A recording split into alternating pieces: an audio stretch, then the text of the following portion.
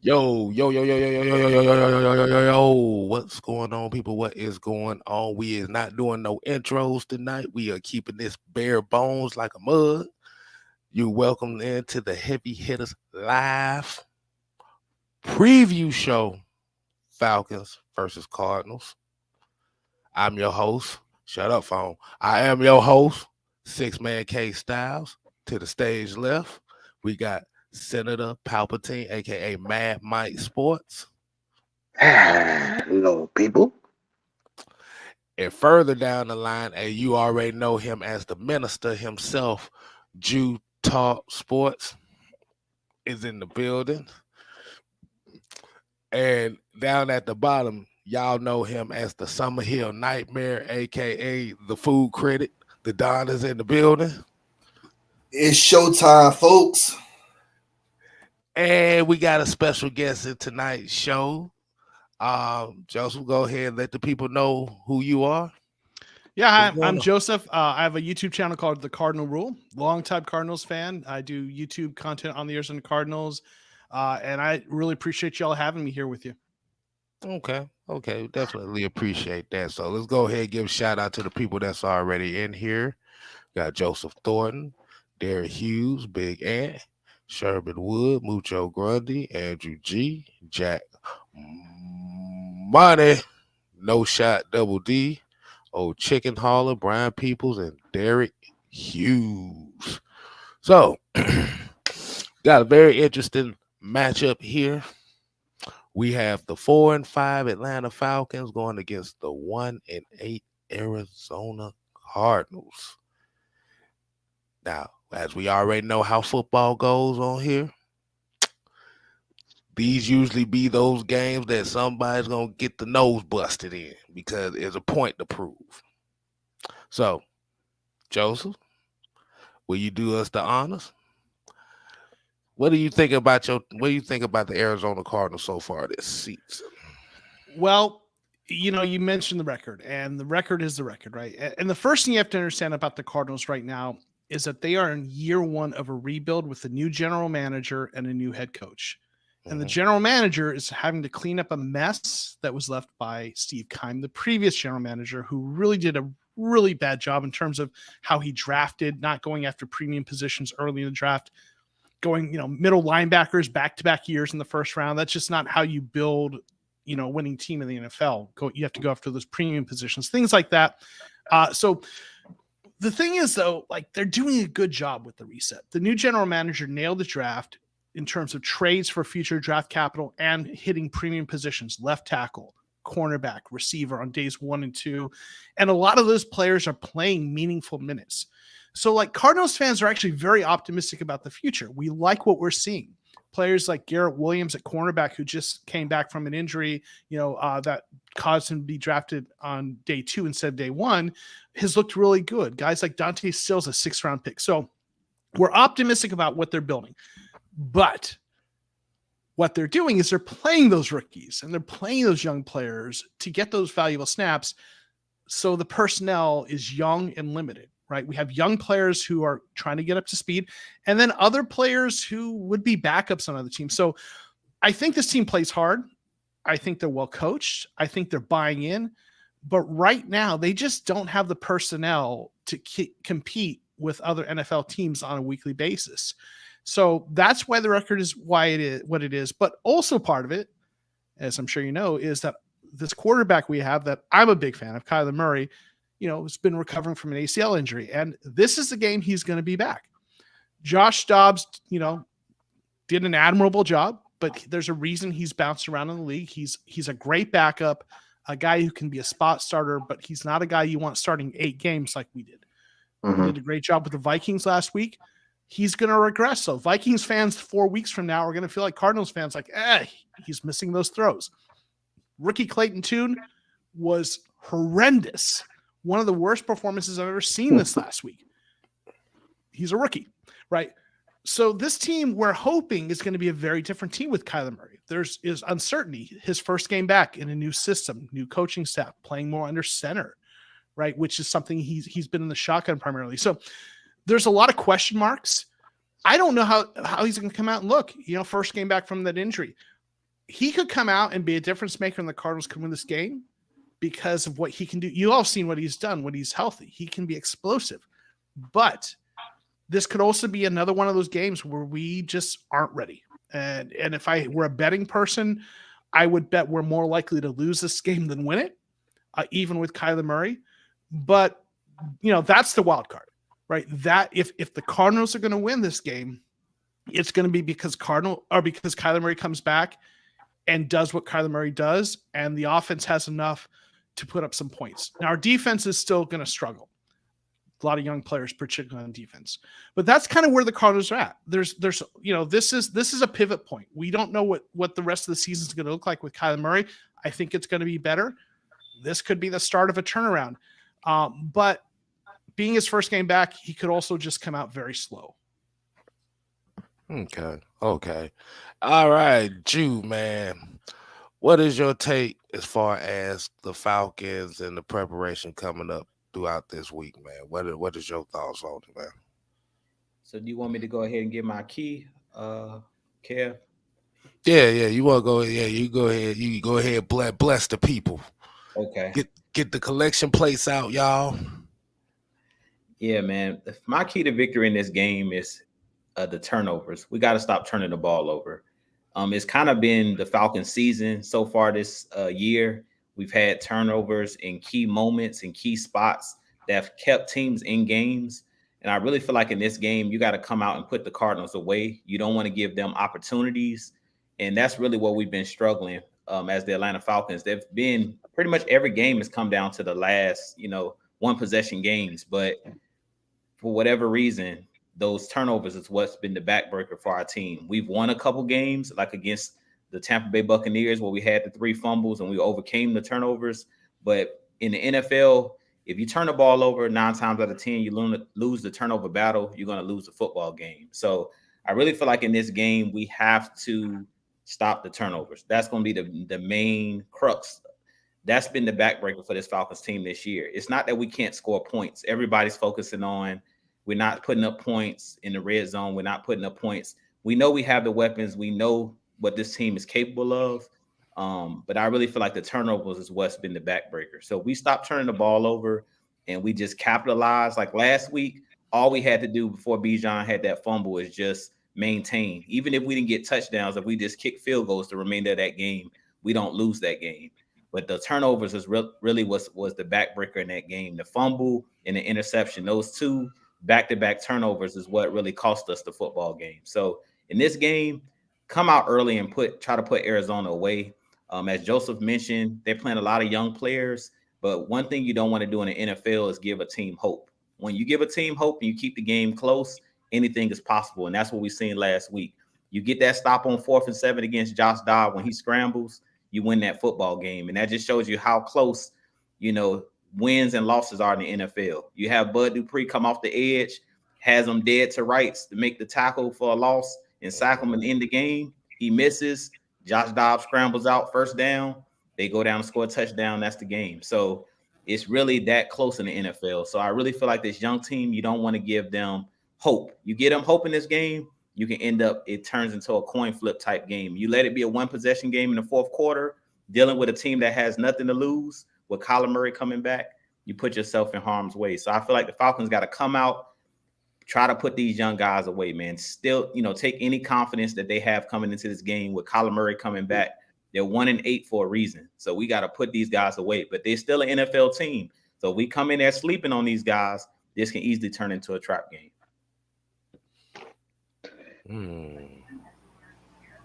Anything is possible. I just wanted to do that. What you got, Don? All right. I'm gonna say this. On first downs for the Falcons. You son.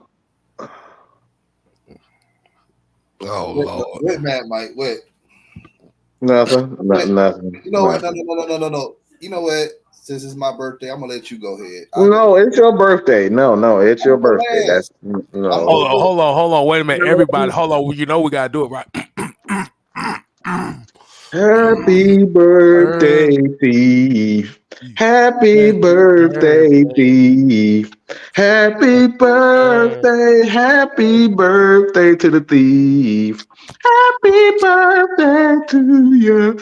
Happy birthday. First off, I'm not.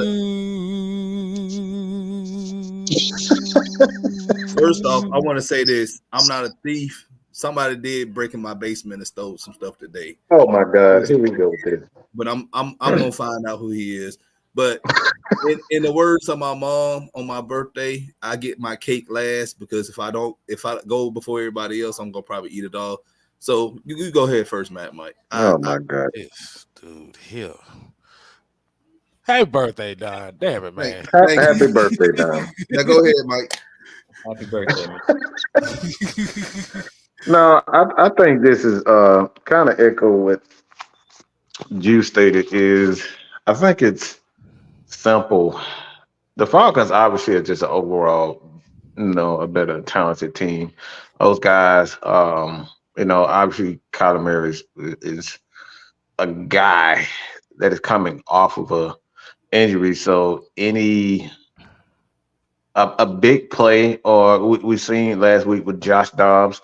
If you don't tackle these guys, these mobile guys, they're gonna make you pay. They're gonna extend plays. They're gonna, make the throws that you typically um, would expect, wouldn't expect these guys to make. Inside the pocket because he's better outside of the pocket than inside. So you want to tackle. All right, the Falcons have to tackle well in this game. Like last game that was just a sheer embarrassment. Every Falcon player on that defense should be disgusted with themselves the way that they tackle that, the effort, the finish, and this is something that all defensive coordinators they preach is finishing. They were absolute horrendous. It was pure disgusting. The Falcons are a much better defense and they're a much better team. But if the Falcons are going to beat the Cardinals, they have to tackle better. That's my key. I was absolutely embarrassed last week. Like this defense has been top notch all year, and to see what we saw last week is worse than the Super Bowl in my opinion. It was freaking disgusting. I've never seen that many missed tackles. We talking about missed sacks, missed tackles. This guy ran a good 23, 30 yards after he was hit. After the fact. The game could have been over a couple times, but the Falcons, for whatever reason, I don't know if they felt bad for him because he looked like he got a alopecia or whatever it is. I don't know what they felt. They felt bad for him. That's what I'm gonna just say. I'm gonna say they felt bad for him because he looked like. I was gonna go a little bit far. I was gonna go far, but I forgot I'm not on Mad Mike Sports, so I can't. I have to behave. I have to behave. All right, I have to behave. So he's an astronaut, for Christ's sake. He's an astronaut. Okay. Can I just say real quick to your point about the tackling? If the Falcons have trouble tackling, James Conner might be back too. Oh God, Kyler and James Conner, two guys that if you aren't tackling well, can give you a tough day, right? So I think you're right that's a really important key, especially if Conner's back, right? Yeah. Yes. And I'm gonna be honest with you, man. Our defense in that full quarter, they was tired, man. Our offense did not give them any type of help by extending drives last week, and that was my take. Like we have to do better at being more aggressive and executing effectively on first downs. Like we need to, if it's 1st and 10, first rule is don't get a penalty, especially when you have 1st and goal. You on the 1 yard line, you literally a yard away from hitting the end zone. Don't get a penalty. All right, don't get a penalty on any first down because it's a drive killer. That's one. Two, we need to be having forward processing plays on first downs. And we need to try to at least get between 4 to 6 yards. We get 4 to 6 yards after, on the first down. I think that'll help our offense. That way, it's second and short or second and reasonable. You can, you can open up the playbook a little bit more and do more things. But when you have a second and 8 or a second and 13, like you're gonna be in panic mode and you're gonna try to get all those yards back. And then you don't get them back, you're gonna be 3rd and 7 or 3rd and 10. So that's my key. Like we just got to do better at being effective on those first downs. Okay. Yeah, because like you said, like you said earlier, like essentially what's gonna have to come down to is, regardless, Falcons, Cardinals, whenever there's opportunities to make plays, they're gonna have to take them. Like you said, you have a team in the Cardinals, just like Joseph said, it's a team that got nothing. Joseph and you said that's a team that got nothing to lose. And you have a Falcon team right now that's kind of reeling mentally because we're still trying to figure out what the hell we got going on over here. So the best way that you're going to have to do this is whoever runs the ball the most effective in this game is going to win this game. Can I just jump in with that? When the Cardinals played the Rams this year, game was a little back and forth, but I think it was in the second half, Sean McVay decided to start running the ball and just ran it like unrelentingly, just pounded the ball, and the Cardinals just couldn't stop it. Obviously, Atlanta's biggest strength is arguably, at least personnel wise, the best. I don't know if there's another team that's better equipped to run the ball between your offensive line and the stable of running backs you have. I mean, Tyler Algier, loved him right last year, and then you all go get Bijan Robinson, right, and Cordero Patterson, and you all know how good your offensive line is. So you talk about running the ball, and the Cardinals defense, our interior defensive line is one of the weakest spots on our defense.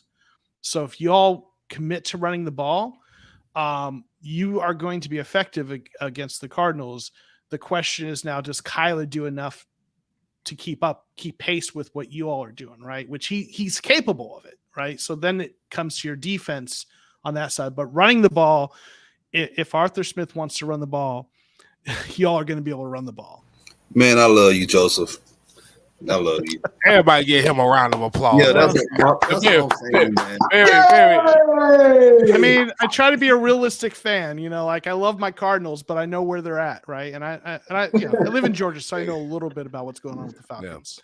Yeah. Hey, look, we're not even giving you an applause just for that, but it's just keep trying to tell people there is an importance of running the football when things don't go the way you want to. Especially if you're in a game where you're still kind of close. Problem is, the way today's NFL is, everybody wants to throw their way out of a situation when they don't need to. And then you end up putting yourself in a worse situation. I love the fact he's just unbiased. Yeah. Not afraid to tell it. Thanks, appreciate that. But yeah, like you said, man, you got a couple players, like you said, you brought up James Conner. Yeah, like you said, that's a very physical style type of back right there. Rondell Moore, he's another one I'm pretty much going to be watching out.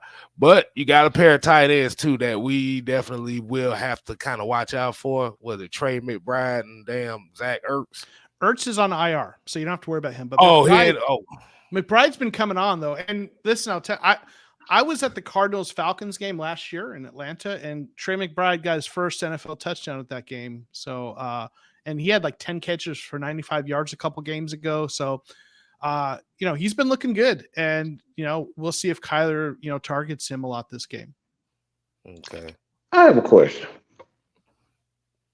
So, obviously, the Atlanta Falcons have a pretty good safety in Jesse Bates.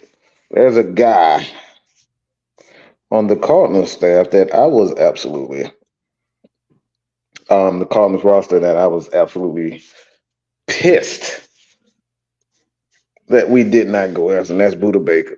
Buddha lover. Gotta learn to So smoke the Buddha. so Buddha is one of those guys. I think.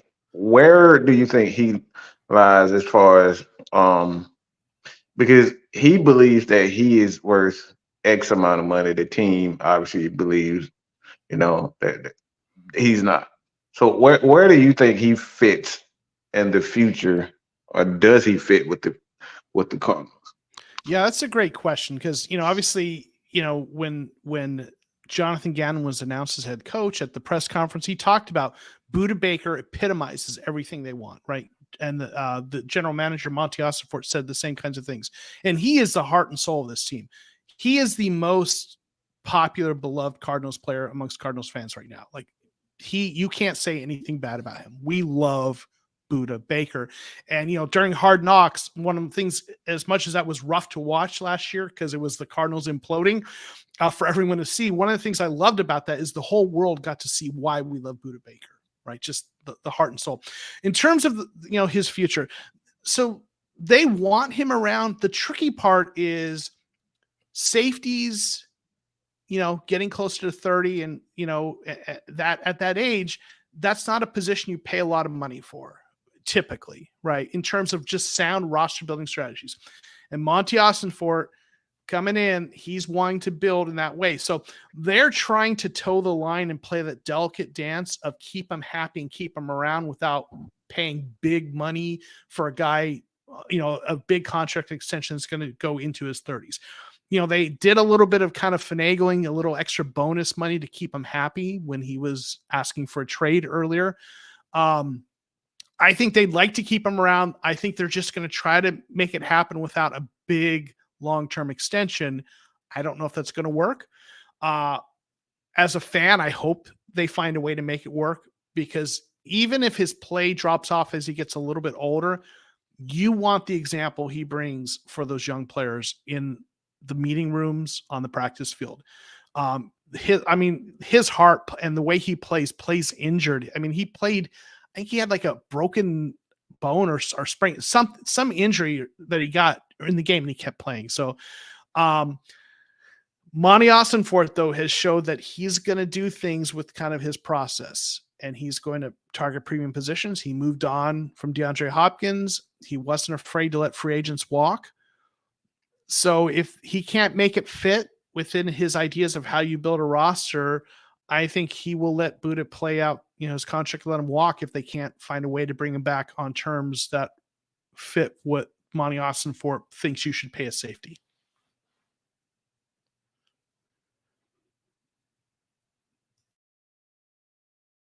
Okay, Styles, you're muted. How do you forget that you're muted? You're the host.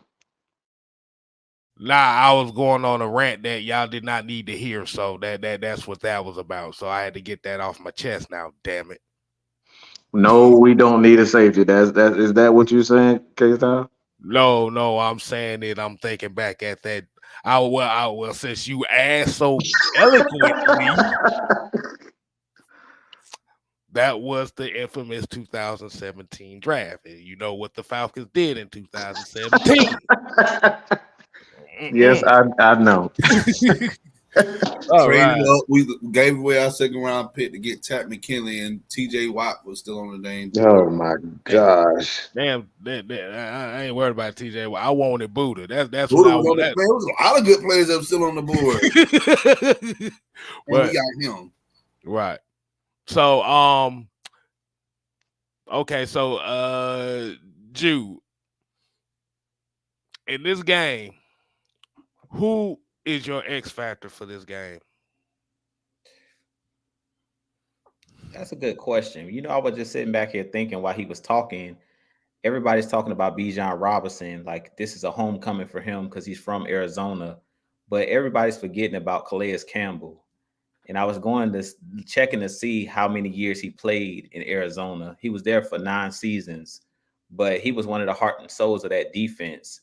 And I really think there's nobody's going to be more motivated than Calais Campbell to go get a victory against his former team. So I would say Calais Campbell in this game. He's been playing well for Atlanta Falcons this year. We know that he had a sack last week had the safety last week against Josh Dobbs. But I think in this game, he's one of those guys since Grady went down with that injury. That's like one of the leaders. He's stepped up. He's always was a leader, but he basically came in stating that this was Grady's team and he was coming in, just to help Grady in this defense. But now he's kind of taken on that role of the leader of the defense now that Grady's went down with that season and the injury. So I say in this game, I think Calais is one of those guys. He knows that this defense got to ratchet it up.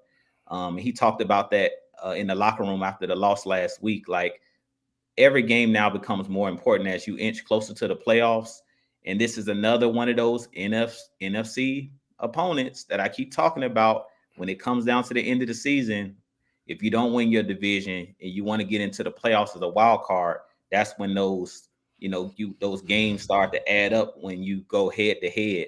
So losing to Minnesota was not a good thing. Losing to Detroit, all of these teams that's in the NFC, that could really come back to bite us. So I really feel like Calais Campbell will be one of those guys in this game that he knows that it's time to ratchet it up. And I expect these guys to be ready to play, but this is a homecoming for him. So I expect him to have a big game. Okay. Get a couple comments in here right quick. Derek Hughes said he loves how we talk to the opposing team and get a different perspective on football. Like I said, hey man, that's what it's all about. It's all about having a football conversation, man. Because at the end of the day, we all fans of the game over here, regardless on who's on here. And like I said, we definitely appreciate Joseph coming on with us, giving his insight, not only on the Arizona Cardinals, but the mindset of the game itself. So that was it. Yes. So Joseph, so I know you spoke on Kyler Murray, and is it kind of 50-50 depending on how he plays when he comes back? And I know you said James Conner, but is there an X factor on this Cardinals team that you feel besides those two that let me give you a couple people to look at. Michael Wilson, receiver out of Stanford, he missed this last game. He's been solid for this team, but this is going to be his first game with Kyler Murray. He is. I did a video on him when he came out in the draft. Talked a little bit about his profile. Like, he does a great job getting separation. He's a bigger wide receiver. The reason he fell to the third round was because of injury history. But he's a guy who has shown some nice things, and he's a guy who could make some plays on the defense. Also, I mentioned Garrett Williams before. He's played only a couple games out of Syracuse, and he already looks like our best cornerback as a rookie. And he's performed really well. So what he could do, and you all feature the tight end quite a bit. Obviously, and you have a couple of good tight ends there with Pitts and what's the other guys on my fantasy team? Jonnu Smith, right? Who's surprisingly been kind of the featured tight end, right? I'm sure you all have feelings on that, but I'll say, a guy who we talked about one safety, but our other safety, Jalen Thompson, he was a guy that was taken in he was a 5th round pick in the supplemental draft. And he's a guy that people outside of Arizona might not know much, but he is a really good player, and he plays safety and sometimes in the slot. So he's a guy who's probably going to be matched up against your tight ends a bit. So how he performs against Smith and Pitts when he's repped up against them is going to be really a big key for what we do defensively against the strength of your team. Okay. I like that. Hey, shout out Maggie T is in the building. Y'all make sure y'all get her some flowers so she don't end up cussing us out after the show. So y'all make sure y'all get her some flowers right now. But I'm kind of familiar with Wilson because he's on my fantasy football team too, so I know about him. But hey, I like that. Mike, what you got on that, man? What's a potential X factor in this game for you? I'm glad you said the question because I forgot what you were saying. But your ass X factor. X factor for the game. That's kind of interesting. I would have to say Jeff Okuda in this game for the reason Joseph stated is Wilson the wide receiver. I don't think they would try AJ Terrell too much. So I'm looking at Jeff Okuda and looking at that matchup. Those guys going up against each other.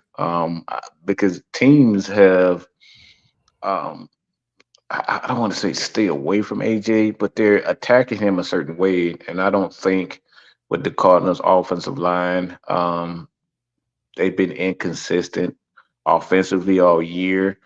I don't think they'll have too many opportunities to throw, deep shots unless our free safety, you know, do what he does and have brain lapses. Oh Um, Lord. but I think for the most part, I think Jeff Okuda, Jeff Okuda wasn't. That's the matchup that I'm gonna. So I'm gonna say uh, Jeff Okuda in this game. Okay. What you got, X Factor. hmm Hey, the one and only Sean Walkman. I'm messing with you. I'm messing with you. All right. Now you dealing with So, the X Factor. I got everything I ever wanted. anyway, what you got? all right. My X Factor for this game, and everybody gonna look at me stupid, but I'm gonna challenge this dude this week. The X Factor of this game is gonna be Drew Dahlman. I need him to step up this week. Let somebody take his mic, please. No, no, no. Listen. Hear me out. This needs to be a good game for him. Like Joseph just said that the interior D line is not that good. So this game should help him build his confidence. I need him to block better. He need to get up to the second level when we get on those run plays, and when he's in pass protection, like you have to block, man. So I really need Drew Dahlman to play better this week, and I'm just throwing it up there in the universe, so that way, hey, he can play better. We can get a dub. I know, like I know everybody looking at me dumb, but I looked at some Arizona. I looked at some Arizona tape the past couple of days, and I'm like, yeah, this should be a good game for our offensive line. I can't look at you weird because Dahlman has been looking like absolute trash right now. Even though PFF said that he's the highest rated center in the league right now, I'm like, man, they can miss me with that bull, man. That's what I'm saying. Like, I don't know who they got working over there. I'm pretty sure he got something. I don't know, but what I'm saying is, I really need him to play better this week. So he is my edge factor for this game. Man, That should be your prayer list. That's what that should have been. It is my prayer list, but I'm gonna look. I said, look. I'm just throwing it out there in the universe. I think he's gonna have a good game. he said just throw it in the universe. Look, we just got Somebody catch it. We just gotta trust that everything's gonna be all right. All right. So, all right. So we got the pageantry of the. I got a question. Let me interrupt. I have a question because this is really because we get. I'm sorry, K Style. I'm sorry. You good. But this is something that's been as far as creators, Falcon creators. We ask this question all the time, and a lot of people don't know how to take him. So I want to ask you, Joseph, what are your true thoughts about our head coach, Arthur Smith? I like what he has done in terms of kind of building this team in terms of a strong offensive line. It's clear he came in and was trying to do something similar to what they did in Tennessee with the running game, and they have committed to that. I think this team has played hard, so I think he's a good coach. Some of his quotes are a little weird, and some recently, I know you all seen it, it's hitting the national media. I'm baffled and this may be a more general manager thing, why this organization has not gone after a franchise quarterback. Like usually you're a head coach, you come in your first year, you want that franchise quarterback, and he didn't, right? And I know in Tennessee they went the retread with Tannehill, and they've kind of figured out how to make it work. So maybe that's what he's trying to do here. So that decision not to try to get a franchise quarterback, like is this his third year as head coach? Right. And you didn't get a franchise quarterback any of those? Like you don't go with the guy. When did what was it, third round when they drafted Ritter? Was it third round? Like that's not where you get a franchise quarterback. So I don't know if that's more on the GM than the head coach. I think he is a good coach in terms of what he does schematically. I mean, they've done some nice things with a team that doesn't have a franchise quarterback being as competitive as they've been under his tenure. It, to me, shows he's a good coach. But there are some things that are weird about how they've tried to build this thing. I got a question for you. So out of these 3 drafts, outside of Trevor Lawrence, all right, who could we pick as a franchise quarterback? Because I'm looking right now, Zach Wilson, no. Right. Trey Lance, he's backing up Dak in Dallas. Justin Fields, I ain't even finna get with him. And Mac Jones, he about to lose his job in New England. Then you go to next year's draft in 2022. Ritter was a second quarterback picked in that draft. Yeah. And the first quarterback was Kenny Pickett. Yeah. And maybe that's why they didn't, because I mean, it was tough. You know, you would have had to move up probably, and trying to get Lawrence. And I don't know if you would have been able to do that. I think, so maybe that's why they haven't. Yeah, that's a good point you raised. Who was his first year? Who were the was that? Was that Matt Ryan. Year? We still had Matt Ryan. That was Matt Ryan the first year. Yeah, you still should have, but they knew they're going to move off from him, right? I mean, they was just a cap thing, right? So you still draft that guy if you can, right? So like, who were the quarterbacks his first year? Was that the 2021 draft? Yeah, it was Trevor Lawrence, Zach Wilson, Trey Lance, Justin Fields, and Mac Jones. Okay. I mean, it's tough because it's easy to look at hindsight and say, man, only one of those guys was really worth taking early, right? But you still got to take your shot. Like, I mean, I don't know, the guy in Chicago, you just Fields, right? Like I don't know, like he might have worked pretty well in this offense. Oh Lord, no. I mean, right now I get it. No one's going to say take him, but like, hindsight's 2020. At the time, though, I'm surprised they didn't go with someone. Like at the time, you would have. Like now we know more than half those guys suck. But at the time, there were teams that took them. Like when you're a new coach and you come in, if you don't have a franchise quarterback, you go after one. Now, maybe it wouldn't have worked when you look at who those guys were. It's still surprising they didn't take a shot at it. I got 2 words for you. Yeah. I got 2 words for you. Matt Leinart. Remember when y'all took a shot? Y'all remember y'all took a shot at Matt Leinart? You cut me deep, Don. This is why you just don't shoot. This is why you just don't grab a quarterback just because you need one. Look, you could do even worse. You could say Josh Rosen. Yeah, oh man. But I was gonna get to Josh Rosen. Let me say it like this though. And the thing, like I said, the thing is, yes, you can go for a quarterback like that, but we already know in certain situations, like you have a less than 20% chance of actually hitting on a guy like that. Mm-hmm. And then you also have to think about at that point in time, we just coming off one of the worst dead cap situations this league has ever seen. So not only that, kid. The thing is where the Atlanta Falcons were in there. As far as just the team and what they have been through, the past 10, 15 years, the Falcons haven't had a great defense. They haven't had a consistent defense to get after the quarterback. So I think the Falcons are comfortable.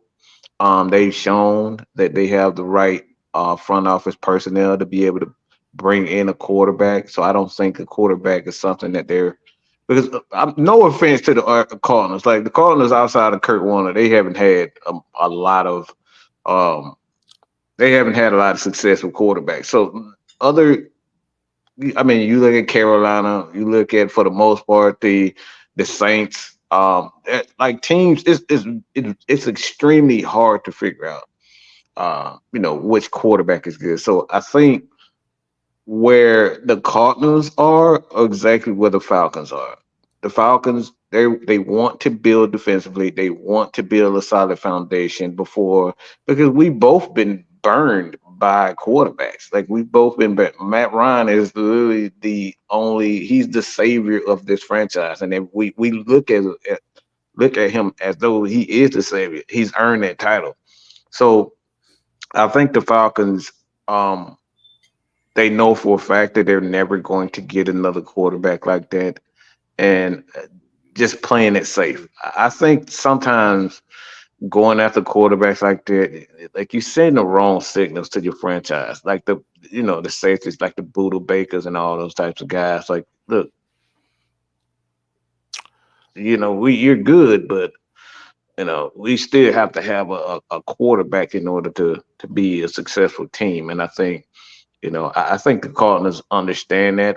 Like I said, I don't know if they're going to stick with Kyler Murray, but I think the Cardinals want to. I think they really believe that they want to focus on, just building the team the proper way because they had an opportunity to trade Boodle. They had opportunities to acquire certain guys, and they let a lot of guys walk. So I think it's just about going about the right way. Yeah, they got y'all sitting at 2 first-round draft picks next year anyway. And I think Gannon is really trying to work on that defense of y'all's. But Mike, yes, they had Kurt Warner, but you also got to put some respect on Carson Palmer's name too, man. He played in there. Man, that man knees were done, okay? He took him to the NFC Championship game. Again, his knees were done. But he was still, for what it was worth, he got the job done down there in Arizona. They had a formidable defense. I mean, a formidable offense. So why do you like Carson Palmer so much? He ain't with the Michigan. He's not a Michigan person. I'm just asking you why do you like because that came out of nowhere. I just really liked him. His mechanics, everything about him. I just like Carson. I ain't gonna. Carson Palmer's pretty good quarterback. Yeah, he had a good arm on him. He had some nice years for the Cardinals. I know, because it's Arizona, there's not a lot of attention, but he did have a few nice years. But you're right, though. We have not had good quarterback play overall. I mean, even Palmer, just a couple years, right? Warner, a couple years here. Y'all had Jake Plummer. Y'all franchise wasn't. Y'all wasn't patient with Jake Plummer when he was down there. No.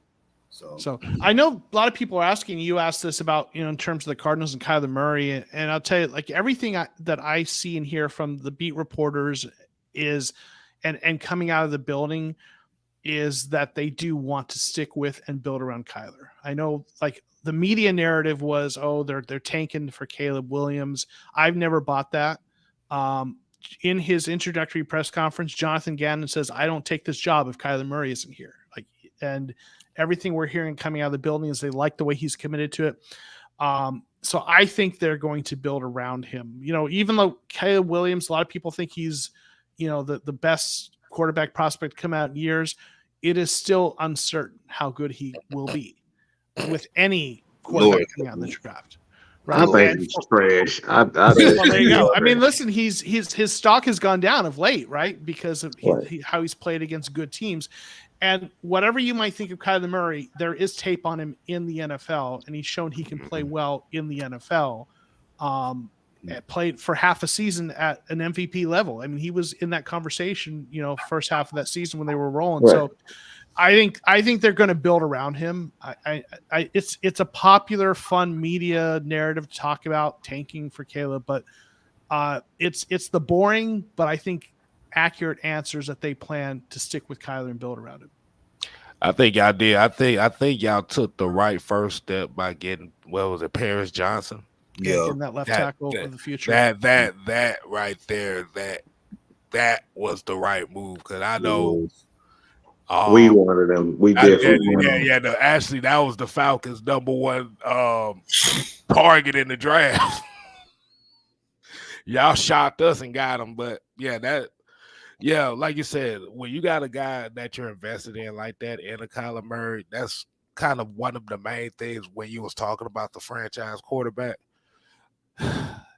You could get him, But if you don't necessarily have the pieces there that can actually help him translate quicker, like I'm gonna use, for example, I'm gonna use CJ Stroud down in Houston right now, who's looking like he's gonna win Rookie of the Year.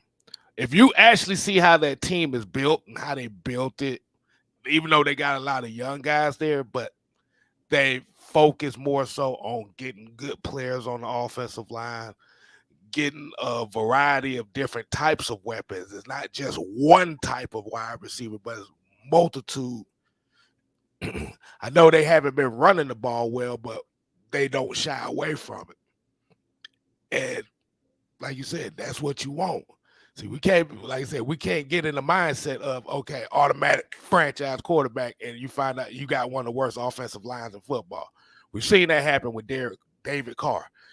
No, nobody wants to go through that no more.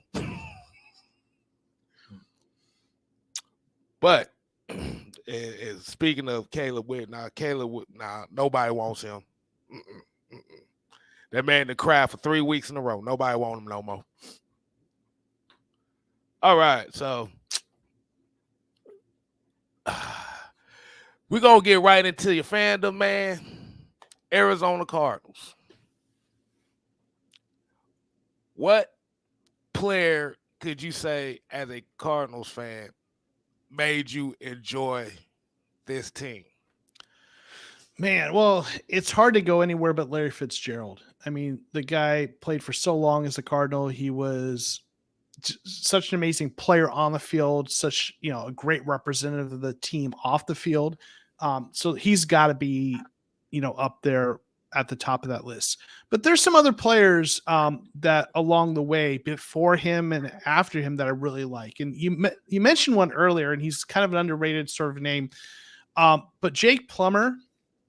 And you got to understand like the history of it. And I love telling this story because, I'm old, probably older than most of y'all. And I remember living in Arizona, and the team hadn't had a really good quarterback since they moved there, really. Right. And just really bad quarterback play. And then at Arizona State University, there was this kid named Jake Plummer who was tearing it up, took the Sun Devils to the Rose Bowl, and was already building sort of a local kind of legend around his name, right? People were like, Jake Plummer, like everywhere. Everyone was talking about and loving him for what he was doing for Arizona State University. And then in the second round, the Cardinals draft this guy who's already a local legend, right? And you just have to understand, like, if you're there in the moment, what that feels like. And maybe there's players that you can relate to who are already legends in the state of Georgia who got drafted by the Falcons. But it was that kind of thing. And it was at a position quarterback where we didn't have anyone.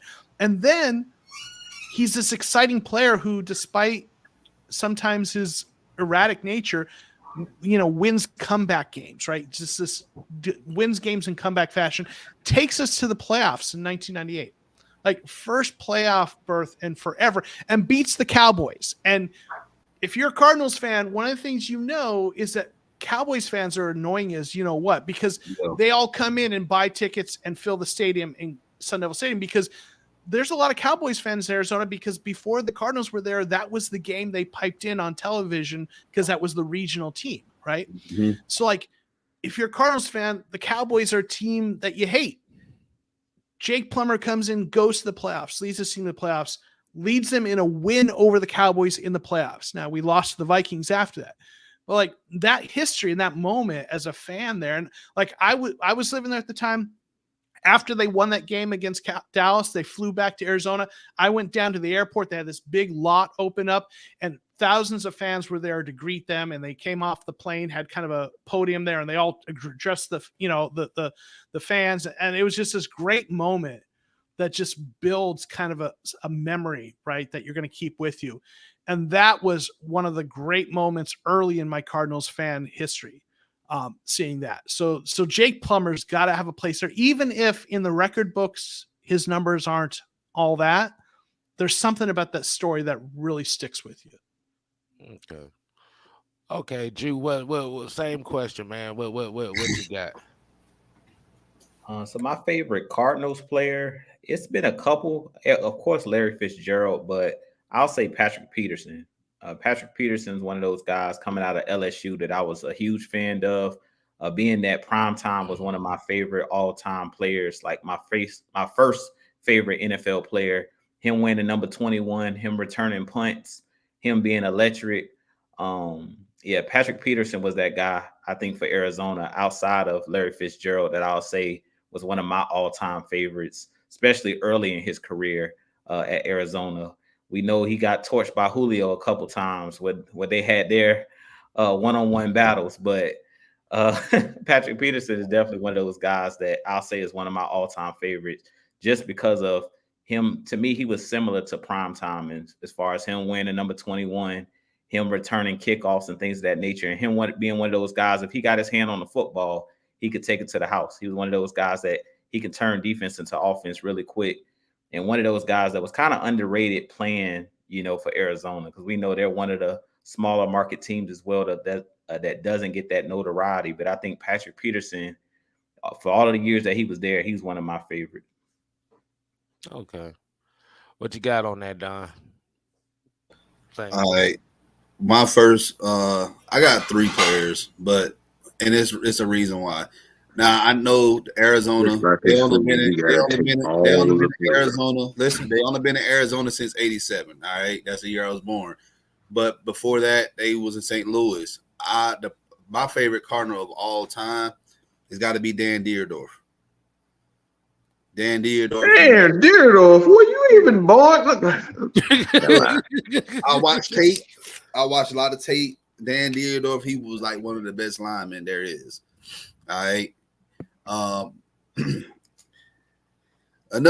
let's go into the times, the current times. Now, this guy, he played a pivotal role for you guys in that 2008 Cinderella season.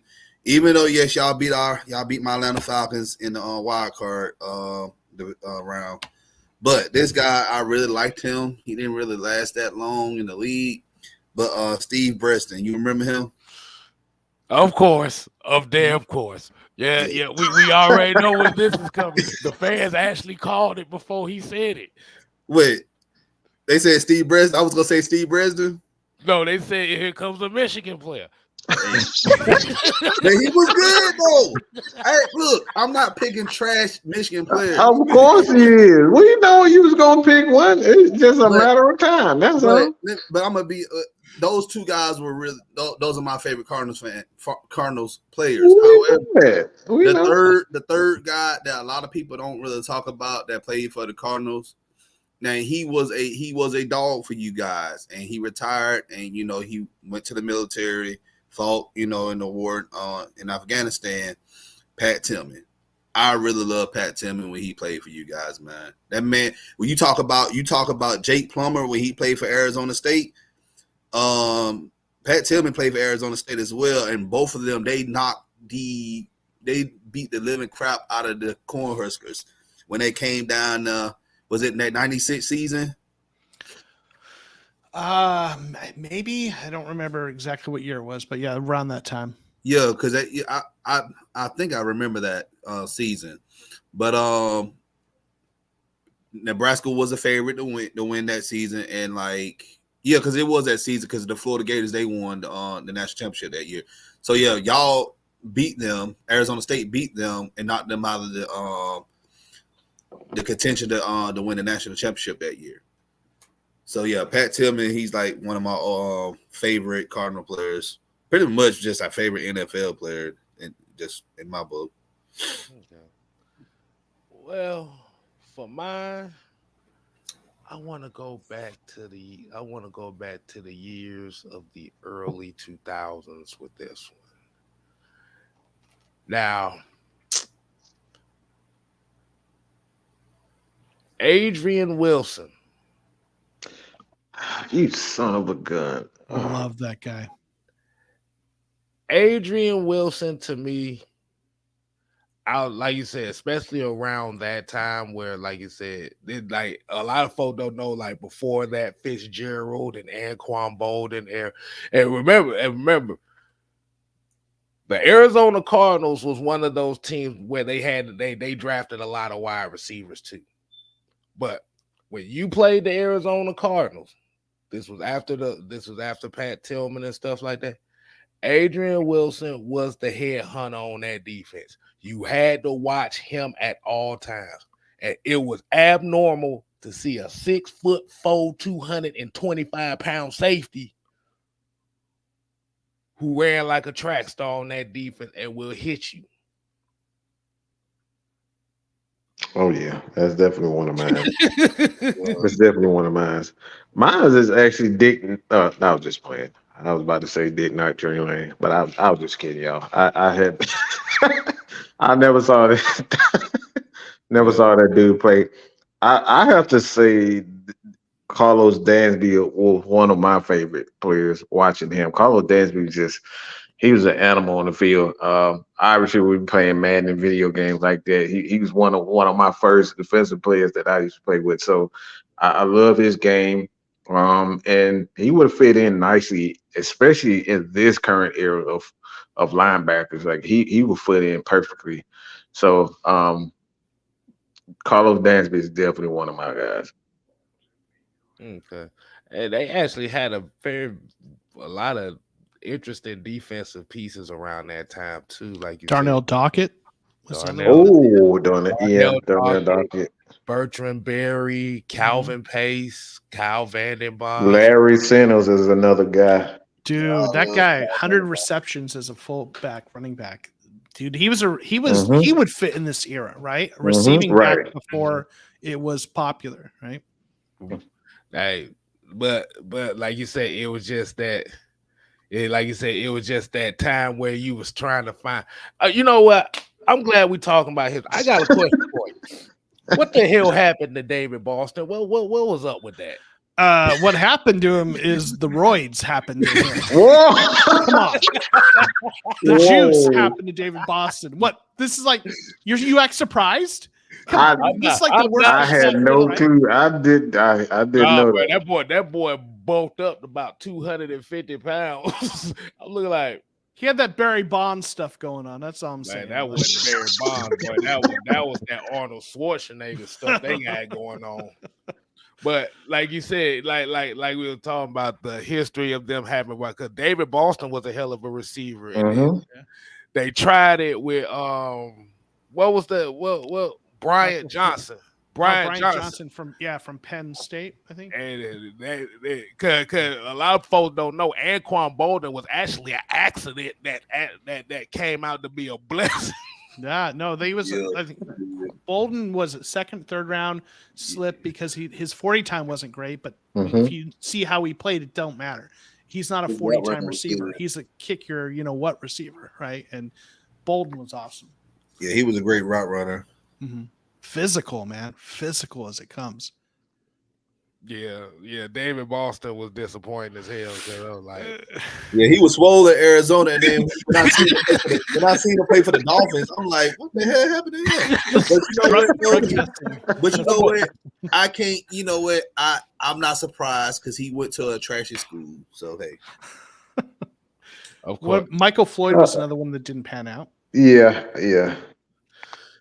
He got a ring though, right? I think he was on the Patriots roster, and like he didn't do anything for it, but he got a ring.